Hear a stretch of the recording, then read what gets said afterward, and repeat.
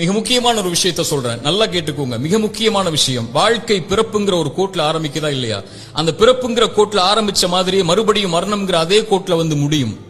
பிறக்கும் போது எப்படி ஒண்ணும் இல்லாம வந்தானோ அது போல மரணிக்கும் போதும் ஒண்ணுமே இல்லாம எல்லாத்தையும் விட்டுட்டு போயிருவான். அவனுடைய செல்வம், சொத்து, குடும்பம், குழந்தை எல்லாத்தையும் விட்டுட்டு ஒண்ணும் இல்லாம பிறந்தது மாதிரியே போய் சேர்ந்துருவான்.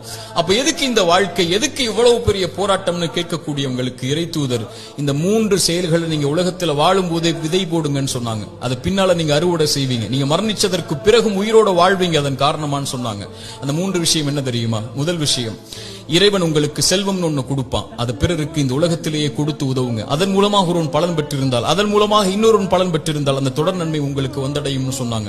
இரண்டாவது, இறைவன் உங்களுக்கு கல்வின்னு ஒண்ணு கற்றுக் கொடுப்பான். எதுவா இருந்தாலும் சரி, ஒரு எழுத்தா இருந்தாலும் சரி, அது பிறருக்கு பலன் பெற கற்றுக்கொடு. அதன் மூலமாக அவன் பலன் பெற்றிருந்தால், அதன் மூலமாக பலன் பெற்றிருந்தால் அந்த நன்மை வந்து சேரும்னாங்க.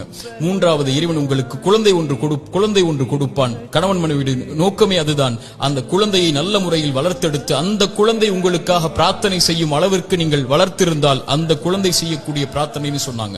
அப்படி நல்ல குழந்தைகளை இந்த பூமியில் இருந்து மரணிப்பதற்கு முன்னதாக வளர்த்தெடுப்பதுன்னு சொன்னாங்க. இந்த 3 விஷயத்தை யார் இந்த பூமியில் மரணிப்பதற்கு முன்னதாகவே உலகத்தில் விதை போடுவாரோ அவர் மரணித்ததற்கு பிறகும் அதை அறுவடை செய்து கொண்டு இந்த உலகத்தில் உயிர் வாழ்ந்து கொண்டே இருப்பார், இந்த உலகம் அழியும் வரைன்னு சொன்னாங்க.